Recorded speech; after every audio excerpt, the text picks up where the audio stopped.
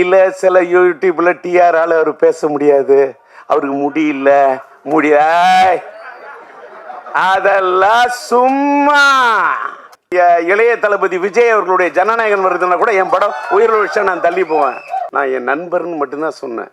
பையனோட பிறந்த நாள், உணர்ச்சி வசப்படாமல் இருக்கணும், தன்மையாக பேசணும், மென்மையாக பேசணும் அப்படின்னு மென்டலாக என்னை ப்ரிப்பேர் பண்ணிட்டு வந்தேன். எல்லாரும் பையனை பொத்தி பொத்தி வளர்ப்பாங்க. நான் என் பையனை பொத்தி பொத்தி வளர்த்ததே இல்லை. எத்துவேன், ஃபைட்டு போட வாங்கடா குத்து, அடுறா ட்ரம் அடிக்கணும், அடிக்கணும் ட்ரம் அடிக்கணும், பீட்டோட அடிக்கணும். ட்ரம்மு தான் அடிப்பேன், தம் அடிக்க மாட்டேன். எனக்காக என்னையும் கொடுத்தேன். என்னை கொடுத்து தானே சார் என் பையனே வந்தான்.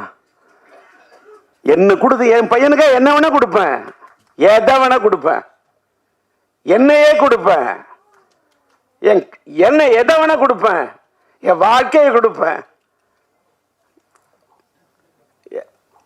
இடத்த கொடுத்தேன் என் பையனுக்கு, நான் தடத்தை கொடுத்தேன் என் பையனுக்கு, இடத்த கொடுத்தேன் என் பையனுக்கு, படத்தை கொடுத்தேன்.